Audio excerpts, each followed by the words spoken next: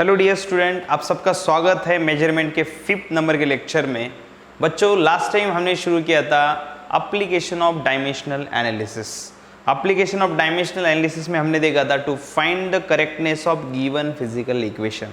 हम किस तरह से कोई भी अगर फिजिक्स में इक्वेशन बना है तो वो सही है या गलत है उसे चेक कर सकते हैं बाय यूजिंग डायमेंशंस। वो एप्लीकेशन देखा था। आज जो हम एप्लीकेशन देखने वाले हैं वो एप्लीकेशन है as a research tool to derive new relation. देखो, as research tool to derive new relation. New relations को डिराइव करने के लिए एज अ रिसर्च टूल, आपको पता है कोई भी साइंटिस्ट जब रिसर्च करता है और रिसर्च करके कोई फिनोमेना स्टडी करता है तो उस फिनोमेना से रिलेटेड अगर लॉ देना है तो वो डायमेंशनल एनालिसिस की हेल्प लेता है। कैसे? एग्जाम्पल के थ्रू देखते हैं। देखो, ये सिंपल पेंडुलम है। आगे चल के 12th के सिलेबस में आपको पेंडुलम का कंसेप्ट है। और सिंपल पेंडुलम में क्या होता है, देखो ये ऐसे ऐसे ऑसिलेशन करेगा सिंपल पेंडुलम। ओके, तो सिंपल पेंडुलम में ऐसी पोजीशंस होती है दो। ज़्यादा से ज़्यादा लेफ्ट साइड जितने डिस्टेंस पे जा सकता है उसे कहते हैं लेफ्ट एक्सट्रीम। एंड अगर ज़्यादा से ज़्यादा राइट कितना जा सकता है, राइट, देखो राइट साइड में कितना जा सकता है उसे कहेंगे राइट एक्सट्रीम। देखो ये लेफ्ट एक्सट्रीम है एंड इसे कहेंगे राइट एक्सट्रीम। एक्सट्रीम पोजीशन, ज़्यादा से ज़्यादा उस साइड कितना डिस्टेंस जा सकता है वो है राइट एक्सट्रीम। इस साइड जितने डिस्टेंस आ सकता है वो है लेफ्ट एक्सट्रीम। तो time period of simple pendulum मतलब क्या होता है, अगर पेंडुलम यहाँ से मोशन शुरू करेगा तो इस साइड जाएगा पहले लेफ्ट एक्सट्रीम, फिर मीन पे आएगा। इसे मीन पोजीशन कहते हैं, मीन पोजीशन। एंड ये दोनों क्या होती है उसकी एक्सट्रीम पोजीशन।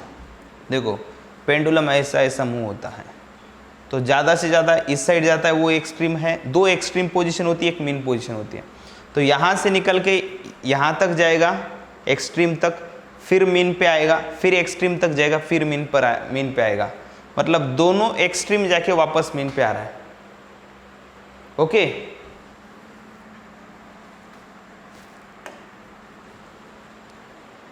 देखो बच्चों, अभी अगर हमें टाइम पीरियड क्या है वो मैंने आपको क्लियर किया है। ये जो पेंडुलम होता है ये यहाँ से इस एक्सट्रीम जाएगा, फिर मीन पे आएगा, फिर एक्सट्रीम जाएगा, फिर मीन आएगा।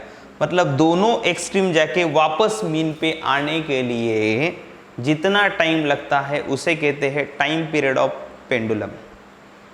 कितना टाइम लगेगा उसे एक बार पूरी मोशन कंप्लीट करने के लिए, उसे कहेंगे टाइम पीरियड। इसे हम डिटेल में स्टडी करने वाले हैं चैप्टर सिंपल पेंडुलम जो सिंपल हार्मोनिक मोशन में है उसमें हम स्टडी करने वाले हैं। अभी हमें क्या है, ऐसा मानो कि आपको इसका डेरिवेशन डिराइव करना है। किसका? टाइम पीरियड का। और टाइम पीरियड ऑफ पेंडुलम किस किस के ऊपर डिपेंड है। अभी हमारे पास पेंडुलम तो अवेलेबल नहीं, ये चार्जर है। इसका यूज करके मैं आपको थोड़ा सा समझाने का प्रयास करूँगा। देखो ये पेंडुलम की तरह ही है। देखो सब लोग ध्यान दो, ये चार्जर जो है, अब देखो ये पेंडुलम का टाइम पीरियड मतलब इसकी मोशन देखो यहाँ से शुरू होगी, इस साइड जाएगी, फिर मीन पे आएगी, फिर इस साइड गई, फिर यहाँ पे आ गए। तो कितना टाइम लगा इस मोशन के लिए उसे कहते हैं टाइम पीरियड।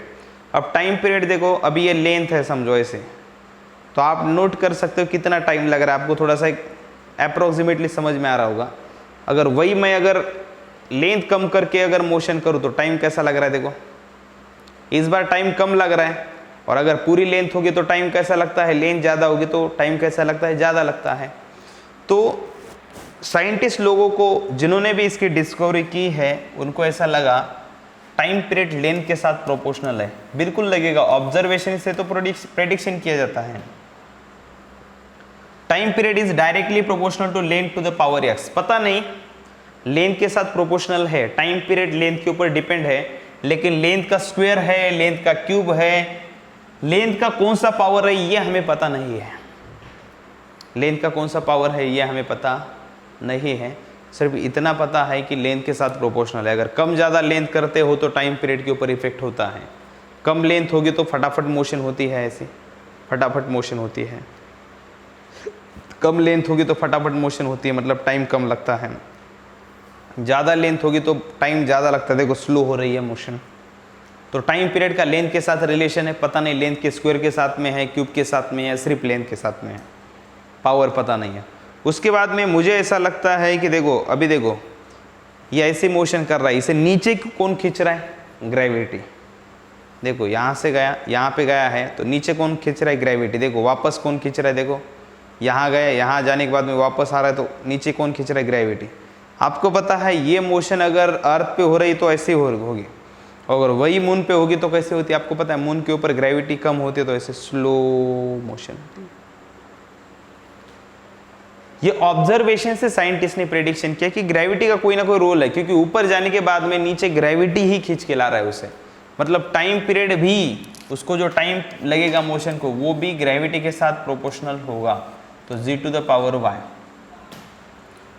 और उनको ऐसा लगा, देखो जिन्होंने फार्मूला बनाया उनको ऐसा लगा कि ये ठीक है, ग्रेविटी के ऊपर डिपेंड है, बिल्कुल है, क्योंकि ग्रेविटी ही खींच रही है उसे, ऐसा यहाँ जाने के बाद में नीचे ग्रेविटी खींच रही है।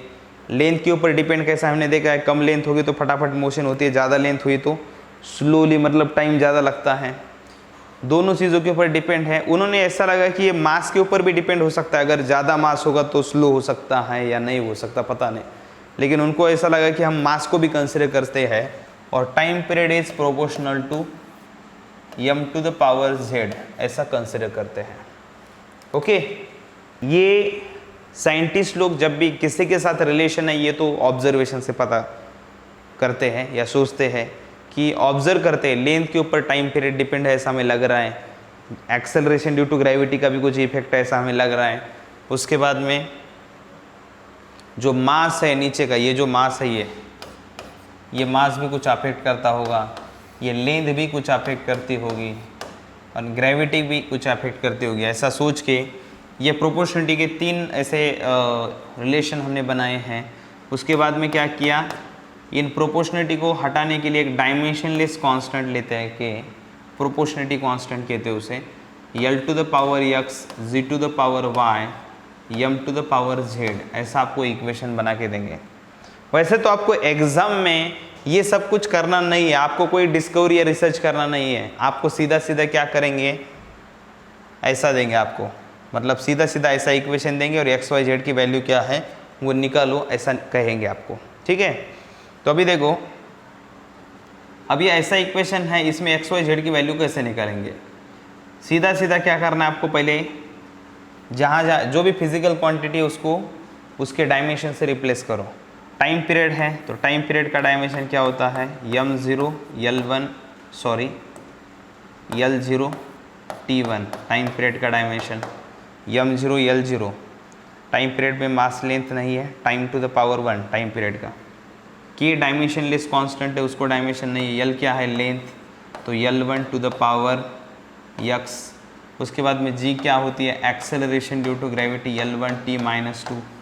कोई भी एक्सेलरेशन होगा चाहे ड्यू टू ग्रेविटी हो या कोई और एक्सेलरेशन हो, एक्सेलरेशन ड्यू टू ग्रेविटी के लिए L1t-2 and m to the power z, mass का क्या करेंगे m1 to the power z। Okay, ये देखो अब इसके बाद में हम क्या करेंगे,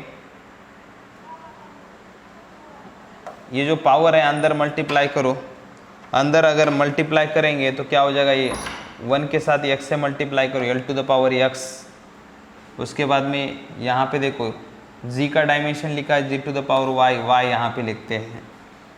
अब अंदर y से मल्टीप्लाई करो तो L1 एंड y क्या हो जाएगा y, -2 इंटू y क्या हो जाएगा t to the power -2y। उसके बाद में m टू द पावर क्या हो जाएगा z, ऐसा हो जाएगा, ठीक है। यहाँ तक किसी को कोई डाउट होगा तो कमेंट में बता सकते हो। अब देखो बच्चों, इसके आगे हम क्या कर सकते हैं, देखो इसके आगे क्या करेंगे, इनके पावर्स के देखो l के पावर्स एक साथ मिला देंगे। यहाँ पे देखो ऐसा dimension m0 L0 t1 is equal to L to the power X and Y, क्या हो जाएगा L to the power X plus Y. पहले यम को लेता हूँ क्योंकि यहाँ पे इस साइड यम है, यम टू द पावर 0 इस साइड है ना, तो उस साइड पे हम देखो M to the power 0 L to the power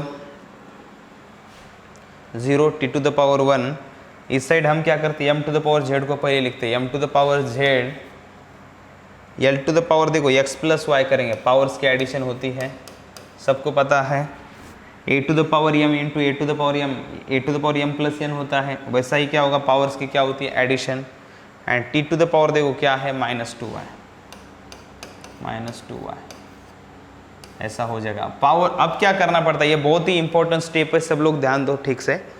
अब क्या करेंगे हम लोग, ये पावर जो है यम का पावर एंड इस यम का पावर इक्वेट करेंगे, मतलब 0 इज इक्वल टू जेड, इसका मतलब क्या होगा z इक्वल टू हम क्या लिख सकते हैं 0।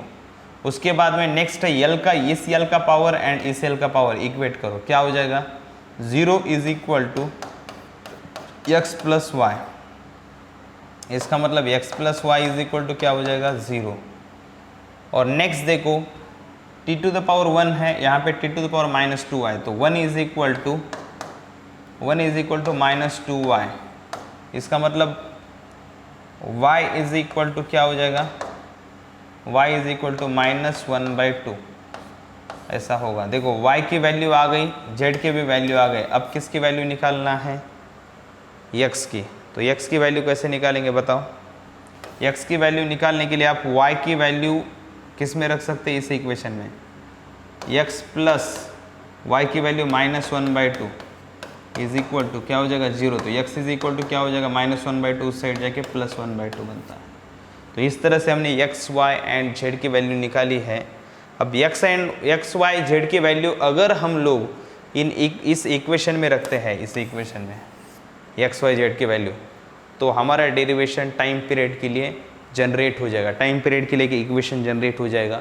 यही तो हम रिसर्च कर रहे थे कि टाइम पीरियड के लिए क्या इक्वेशन आ सकता है पेंडुलम के, और उसी रिसर्च से हमें डेरिवेशन निकालना है। तो देखो अभी जो इक्वेशन है उसमें हम रखते हैं, देखो but t is equal to क्या था, t is equal to k L to the power x z to the power y m to the power z, t is equal to k L to the power x, L to the power x की जगह पे क्या रख सकता हूँ 1/2, z to the power y यानी कितना है देखो -1/2, and m to the power z मतलब m टू द पावर 0 बोल सकते हैं। तो t is equal to k L to the power 1/2 divide by -1/2 नीचे लेके जाएंगे g टू द पावर 1/2 हो जाएगा, सही है। फिर क्या हो जाएगा देखो एक्स वाई जेड की जो भी वैल्यू वहाँ से निकाली थी मैंने इसमें डाल दी एक्स वाई जेड की वैल्यू, ओके। फिर G to the power -1/2 division में लेके गया, t is equal to k 1/2 power का मतलब होता है स्क्वायर रूट, और दोनों का पावर 1/2 है, मतलब दोनों के लिए मैं एक ही स्क्वायर रूट डालता हूँ L/z। ऐसा time period of simple pendulum के लिए एक इक्वेशन बन जाएगा। इस तरह से हमने क्या किया है, पहले ऑब्जर्वेशन किया, किसका, पेंडुलम के मोशन को ऑब्जर्व किया, और एक एक चीज़ को चेंज करके देखा। पेंडुलम के लेंथ चेंज करके देखे तो हमें पता चला कि टाइम पीरियड के ऊपर इफेक्ट हो रहा है, लेकिन टाइम पीरियड लेंथ के साथ में कैसा प्रोपोर्शनल है हमें पता नहीं था, उसका पावर क्या था पता नहीं था यल का। तो ये डायमेंशन से हमें पता किया, पहले ऑब्जर्वेशन करके हमें समझ में आ गया कि टाइम पीरियड लेंथ के साथ प्रोपोर्शनल है, लेकिन लेंथ का पावर निकालने के लिए किसकी हेल्प ली हमने, डायमेंशंस की। उसके बाद में time period acceleration due to gravity के साथ में प्रोपोर्शनल है ऐसा हमें लग रहा था, लेकिन एक्सेलरेशन ड्यू टू ग्रेविटी का पावर क्या है इस इक्वेशन में टाइम पीरियड के, ये पता नहीं था, वो भी निकाला देखो। उसके बाद में हमें जो पेंडुलम है उसके मास के ऊपर, ये जो मास है ये बॉब, इसके मास के ऊपर भी टाइम पीरियड डिपेंड है ऐसा लग रहा था, लेकिन डेरिवेशन जब डायमेंशनली चेक किया तो हमें पता चला कि ऐसा कुछ नहीं है। पेंडुलम के जो मास है उसका पावर क्या है, z इज इक्वल टू 0, मतलब z की वैल्यू क्या आ गई 0, इसका मतलब मास के ऊपर इनडिपेंडेंट है, क्योंकि फाइनल देखो टाइम पीरियड का फाइनल इक्वेशन में मास दिख रहा है आपको कहीं पे नहीं, मतलब टाइम पीरियड मास के ऊपर डिपेंड नहीं है, पेंडुलम का मास कम हो या ज़्यादा उसके ऊपर टाइम पीरियड का कुछ भी डिपेंडेंस नहीं है। ठीक है, तो इस तरह से हमने डायमेंशनल एनालिसिस जो है उसे रिसर्च टूल की तरह यूज़ किया है। पहले में ऑब्जर्वेशन करके प्रेडिक्शन किया है कि इन चीज़ों के ऊपर टाइम पीरियड डिपेंड होगा, और फिर डायमेंशनली हमने उसका डेरिवेशन बनाया है टाइम पीरियड के लिए। ठीक है बच्चों, तो इस तरह से हमने टाइम पीरियड के लिए डेरिवेशन बनाया है। इसी तरह से हमें रिसर्च करना पड़ता है। फिजिक्स में ऐसा ही रिसर्च करके इक्वेशंस बनाए जाते हैं जिसमें डायमेंशन की हेल्प ली जाती है। सेकंड एक एग्जांपल लेते हैं ऐसा ही, देखो एग्जांपल बोल सकते हो, derive the equation for energy of car moving having mass small m and velocity v। एक कार है आपके सामने, देखो हमें डेरिवेशन निकालना है इस कार के एनर्जी के लिए, और कहना क्या है, देखो उन्होंने क्लियरली मेंशन किया कार का मास क्या है, कार का मास है स्मॉल m एंड कार कितने वेलोसिटी से मूव हो रही है v, और आपको एनर्जी के लिए इक्वेशन निकालना है। बहुत बार आपको उसका इक्वेशन निकालते वक्त ऐसा भी दिया जाता है, ऐसा भी आपको क्वेश्चन दिखता है E is equal to m to the power x v to the power y, ऐसा डायरेक्ट इक्वेशन देते हैं। चलो इस बार आपको डायरेक्ट ही दिया है, समझो E is equal to k, एक कांस्टेंट प्रोपोर्शनलिटी का जो डायमेंशन लेस है, m to the power x v to the power y, ऐसा इक्वेशन आपको दिया है। ओके, और आपको एक्स वाई की वैल्यू निकालने के लिए कहा है। मतलब ये आपको जब एग्जाम में क्वेश्चन पूछेंगे तो आपको कुछ रिसर्च करने के लिए नहीं बताएंगे, सीधा सीधा एंट्रेंस के एग्जाम में अगर सवाल पूछा तो आपको क्या कहेंगे, काइनेटिक एनर्जी, ये एक कार है, ये मूव हो रही है, इस कार का मास स्मॉल m है, उसकी वेलोसिटी v है और ये मूव हो रही है, तो इस कार से एसोसिएटेड एनर्जी, कार के मोशन की वजह से जो एनर्जी होगी, तो वो एनर्जी जो कार में होगी वो मास के x पावर के साथ में प्रोपोर्शनल है एंड वेलोसिटी के y पावर के साथ में प्रोपोर्शनल है। तो आपको x एंड y के वैल्यू निकालना है, ऐसा सवाल पूछते हैं एग्जाम में, ऐसा एक्सपेक्टेड है। कभी ऐसा डेरिवेशन निकालने के लिए नहीं बोलेंगे, कोई भी ऐसा रिसर्च आपसे एक्सपेक्टेड नहीं है, आप 12th के स्टूडेंट हो। ओके, 11th 12th के स्टूडेंट्स ही एक्सपेक्टेड नहीं है। अब देखो, अगर आपको ऐसा इक्वेशन दिया है, derive the equation of energy of moving car m with velocity v, मतलब काइनेटिक एनर्जी है जनरली यहाँ पे जो भी है, लेकिन हमें डिराइव करना है, हमें फिलहाल वो कंसिडर नहीं करना है कौन सी एनर्जी है कैसी है। देखो देखो अभी क्या करना है आपको, energy is equal to k m to the power x v to the power y, ऐसा इक्वेशन दिया है, ऐसा इक्वेशन दिया है समझो। नहीं तो आप वो ऐसा भी कंसिडर कर सकते हो, energy is proportional to mass to the power x, mass के साथ प्रोपोर्शनल है लेकिन मास का पावर पता नहीं है क्या है। उसके बाद में energy is proportional to velocity to the power y and energy is equal to k into m to the power x v to the power y, ऐसा भी आप लिख सकते हो। आपको डायरेक्टली जो थ्योरी होती है, थ्योरी मतलब ये डेरिवेशन या कोई भी क्वेश्चन पूछेंगे तो उसमें ही बता देंगे आपको कि इसके साथ ये प्रोपोर्शनल है, आपको सिर्फ डेरिवेशन निकालना है, मतलब x एंड y की वैल्यू निकालनी है। ओके, x एंड y की वैल्यू निकालनी है, तो उसके लिए क्या करना पड़ता है, देखो तो आपको समझ में आ गया क्या करना है, आपको क्या करना है समझ में आया होगा। आपको काइनेट एक एनर्जी है और वो कैसी है, मूविंग ऑब्जेक्ट जो है उससे एसोसिएटेड एनर्जी है, E is equal to k m to the power v m to the power x v to the power y, ऐसा दिया है, मतलब मूविंग ऑब्जेक्ट की एनर्जी है। और आपको एक्स वाई की वैल्यू निकालना है डायमेंशनल एनालिसिस का यूज करके। E क्या है, एनर्जी है, एनर्जी का डायमेंशन क्या है, E का डायमेंशन, डायमेंशनली अगर चेक करेंगे तो E का डायमेंशनल क्या है, एनर्जी का डायमेंशन क्या होता है, m1 L2 T-2, एनर्जी का डायमेंशन है। उसके बाद में मास का डायमेंशन क्या होता है, मास का डायमेंशन होता है m1। उसके बाद में वेलोसिटी का डायमेंशन क्या होगा, L1t-1 ऐसा होगा। अब देखो क्या करना है, यहाँ पे E, M एंड V इनके डायमेंशंस रखो, क्या हो जाता है देखो, E का डायमेंशन रखो M1 L2 t-2, ऐसा एनर्जी का डायमेंशन रखा। K की जगह पे K, M to the power x की जगह पे M टू द पावर 1 का डायमेंशन रखा to the power x। Velocity की जगह पे L1 t-1 to the power y ऐसा लिखेंगे, ठीक है। मतलब क्या किया, इनके डायमेंशंस मैंने क्या क्या होते हैं वो बताया आपको। मुझे x एंड y की वैल्यू निकालना है। हमारा टारगेट क्या है, एक ऑब्जेक्ट मूव हो रहा है, उसकी एनर्जी का इक्वेशन है E is equal to k m to the power x v to the power y। आपको x एंड y की वैल्यू निकालनी है। अब क्या करेंगे, k को डायमेंशन नहीं उसको निकाल देंगे, ठीक है। अभी x से अंदर मल्टीप्लाई किया m to the power x, उसके बाद में अंदर मल्टीप्लाई करो L to the power y and t to the power minus y, ऐसा होगा। ये क्या है, m to the power 1 L to the power 2 t to the power minus 2, ऐसा इक्वेशन है।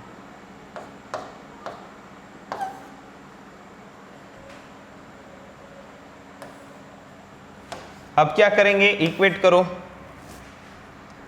1 is equal to x, equate करो m का power m के पावर के साथ में इक्वेट करो, l का पावर l के पावर के साथ में इक्वेट करो, t का पावर t के पावर के साथ में इक्वेट करो। क्या हो जाएगा, 1 इज इक्वल टू x, उसके बाद में 2 is equal to y, minus 2 is equal to, देखो t का पावर t के पावर के साथ में इक्वेट करो, माइनस 2 t का पावर t के पावर के साथ में इक्वेट किया, minus 2 is equal to minus of y, इसका मतलब y इज इक्वल टू क्या हो जाएगा 2। ओके, तो x is equal to 1 and y is equal to क्या है 2। इस इक्वेशन में रखो, क्या आता है इक्वेशन देखो, E is equal to k m to the power 1, देखो इसमें अगर रखेंगे ऊपर देखो E is equal to k m to the power 1 x की value and v to the power 2, ऐसा इक्वेशन बन जाएगा एनर्जी का। ऑफ कोर्स आपको पता है काइनेटिक एनर्जी है एंड k की वैल्यू बाद में 1/2 फाइंड की है। k की वैल्यू फाइंड करने के लिए डायमेंशन में कोई स्कीम नहीं है निकालने की इसके, ओके। वहाँ तक हम उस इक्वेशन को निकाल सकते हैं बाय यूजिंग डायमेंशनल एनालिसिस। तो इस तरह से मूविंग कार की जो एनर्जी है जिसे हम काइनेटिक एनर्जी बोलते हैं, उसका भी हम डेरिवेशन निकाल सकते हैं by using this method, okay. तो इस तरह से आपको इक्वेशन दिया होगा और इससे में आपको x एंड y की वैल्यू निकालने के लिए एनर्जी का, मास का एंड वेलोसिटी का डायमेंशन रख के कैलकुलेशन करना पड़ता है, ठीक है।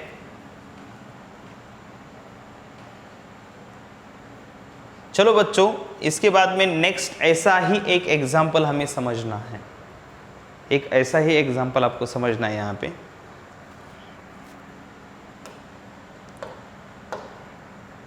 देखो एक ऑब्जेक्ट है जिसका मास है स्मॉल m, देखो स्मॉल m मास है, इसकी रेडियस है, स्मॉल m मास का ऑब्जेक्ट है, सर्कुलर पाथ में घूम रहा है, ऐसे मतलब सर्कुलर मोशन कर रहा है। आपको पता है सर्कल के अलोंग अगर कोई ऑब्जेक्ट घूमेगा तो उसके मोशन को क्या कहते हैं, सर्कुलर मोशन। ऑब्जेक्ट का मास है स्मॉल m, रेडियस है r, सेंटर है O। तो इस ऑब्जेक्ट के ऊपर जो फोर्स एक्ट होगा, देखो सवाल क्या है, the centripetal force acting on particle. देखो एक सेंट्रीपिटल फोर्स नाम का एक फोर्स है, आपको अभी तक हुआ नहीं है, आगे चल के हम देखने वाले हैं, लेकिन एक फोर्स है जिसका नाम क्या है, सेंट्रीपिटल फोर्स। हमें सिर्फ डेरिवेशन जो है हमें इसे सिंप्लीफाई करना है, बाकी कुछ नहीं। The centripetal force acting on the particle moving in circle में डिपेंड, किस किस के ऊपर डिपेंड है वो force, mass, velocity and radius, इनके ऊपर डिपेंड है, okay. Mass, velocity and radius के ऊपर डिपेंड है। तो आपको क्या करना है, derive the formula of F using the method of dimensions. आपको एफ के लिए फॉर्मूला निकालना है, उन्होंने ही बता दिया, आपको कोई प्रेडिक्शन करना नहीं है, कुछ नहीं करना है, उन्होंने जो बताया है उसको ही फॉलो करना है। क्या उन्होंने बताया कि जो फोर्स है ये किस किस के साथ प्रोपोर्शनल है, it is a proportional to the mass, मतलब मास का कुछ पावर होगा, यक्स लेते हैं, प्रोपोर्शनल टू द वेलोसिटी, उसका भी पावर कुछ होगा, उसे y लेना पड़ेगा आपको,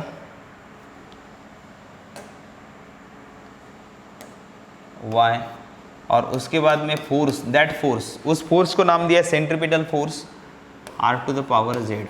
जो भी ऑब्जेक्ट सर्कुलर मोशन करता है उसके ऊपर एक फोर्स एक्ट होता है, उसे कहते हैं सेंट्रीपिटल फोर्स। सर्कल को इस ऑब्जेक्ट को सेंटर की तरफ बाइंड करके रखता है। इन शॉर्ट अगर बताना है तो सर्कुलर पाथ के अलोंग ही उसे रखता है।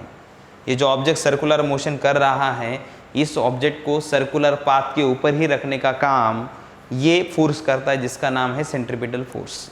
ओके, अब सेंट्रीपिटल फोर्स जो भी है सर्कुलर मोशन में देखेंगे। अभी यहाँ पे क्या बताया है कि ये फोर्स है, अगर उन्होंने कहा है तो है, और ये फोर्स किस किस के ऊपर डिपेंड है, मास, वेलोसिटी एंड रेडियस। बस उसके पावर्स हमने बताएंगे, आपको पावर्स निकालने हैं, ऐसा उन्होंने कहा है। अब देखो, तो इसके लिए हमें क्या करना पड़ेगा, देखो F is equal to proportionality का कांस्टेंट हटाने के लिए प्रोपोर्शनलिटी का साइन हटाने के लिए कांस्टेंट लिया k, m to the power x, v to the power y, r to the power z, ऐसा करेंगे। ठीक है, उसके बाद में देखो यहाँ पे हम फोर्स का डायमेंशन रखते हैं m1 L1 t-2, ये फोर्स का डायमेंशन रखा। k एक प्रोपोर्शनलिटी कांस्टेंट है, इसको डायमेंशन नहीं है, डायमेंशनलेस कांस्टेंट है k। फिर m to the power x की जगह पे मास का डायमेंशन m1 रखो टू द पावर x। उसके बाद में वेलोसिटी की जगह पे हम लोग L1 t-1 to the power y, and उसके बाद में r मतलब क्या होता है, रेडियस। रेडियस मतलब क्या है, एक डिस्टेंस ही है, उसे भी मीटर में ही मेजर करते हैं, तो उसके लिए हम लोग डायमेंशन यूज़ कर सकते हैं L to the power 1 to the power क्या रखेंगे, z। देखो बच्चों, अब क्या करेंगे, ये पावर से अंदर मल्टीप्लाई करते हैं, m to the power x, y से मल्टीप्लाई करो L to the power y, t to the power minus y, L to the power क्या होता है, z। ओके, अब देखो m1 L1 t-2 is equal to m1 L1 t-2 equal to m to the power x, पहले लिखना m to the power x। उसके बाद में देखो L to the power y है, L to the power z भी है, दोनों पावर्स की क्या करेंगे, L to the power y plus z addition, and t to the power क्या है, देखो t to the power minus y। अब क्या करते हैं, पावर्स को इक्वेट करते हैं, m का पावर m के पावर के साथ इक्वेट होगा, 1 इज इक्वल टू x, यहाँ पे 1 है, यहाँ पे x है, दोनों को इक्वेट किया, m1 is equal to x। उसके बाद में देखो यहाँ पे, देखो यहाँ पे भी 1 है, यहाँ पे y प्लस z है, मतलब पहले इसे कंप्लीट करता हूँ, 1 इज इक्वल टू x, मतलब x इज इक्वल टू क्या हो जाएगा, 1। ठीक है, उसके बाद में देखो ये L टू द पावर 1 है, एंड यहाँ पे L to the power y plus z है, तो 1 is equal to y plus z, ऐसा लिख सकते हैं, therefore y plus z equal to 1। ठीक है, उसके बाद में देखो t to the power minus 2 है and t to the power minus y है, तो t के पावर्स हम क्या करेंगे, इक्वेट करेंगे, मतलब -2 is equal to -2 is equal to minus of y, तो ये कैंसिल हो जाएगा, तो y इज इक्वल टू क्या हो जाएगा, 2। y इज इक्वल टू क्या है, 2 है, x इक्वल टू 1 है। ठीक है, x एंड y की वैल्यू निकली है। अब इस इक्वेशन को अगर पूरा निकालना है, इस डेरिवेशन को, फोर्स किस किस के साथ और कैसा कैसा प्रोपोर्शनल है, तो हमें x एंड y की वैल्यू हो गई, अभी z की वैल्यू निकालना है, तो y की जो 2 वैल्यू है वो इसमें रखो, देयरफॉर y की वैल्यू 2 रखो इस इक्वेशन में, 2 प्लस z इक्वल टू 1, तो z इज इक्वल टू क्या हो जाएगा, 1 माइनस 2, मतलब z इज इक्वल टू -1। चलो z की भी वैल्यू निकली। अभी x y z की वैल्यू हमने डायमेंशनल मेथड यूज़ करके पहले इक्वेशन बनाया, फिर इनके डायमेंशंस रखे, देखो पहले ये न्यूमेरिकल में ही बताया है फोर्स किस किस के साथ प्रोपोर्शनल होता है, सिर्फ हमने उसके पावर को अज्यूम किया XYZ और प्रोपोर्शनलिटी का साइन हटा के एक कांस्टेंट लिया है और ये तीनों को कंबाइन किया। फिर हमने इनके डायमेंशंस रखे F का, M का, V का, R का डायमेंशंस रखे, सिंप्लीफाई किया और बाद में जब ये इक्वेशन आ गया तो हमने क्या किया, डायमेंशंस के इक्वेशन में हमने क्या किया, m का पावर m के पावर के साथ में इक्वेट किया, l का पावर l के पावर के साथ में, t का पावर t के पावर के साथ में इक्वेट किया, पावर्स को इक्वेट किया एंड इस हिसाब से XYZ की वैल्यू निकाली है। अब सिंपली क्या करना है, XYZ की वैल्यू इसमें रख दो, क्या हो जाएगा, XYZ की वैल्यू अगर इसमें रख देंगे तो क्या हो जाएगा,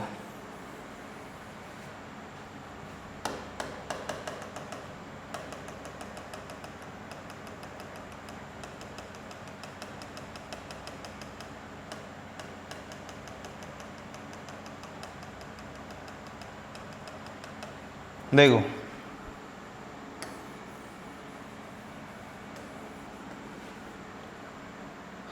F इज इक्वल टू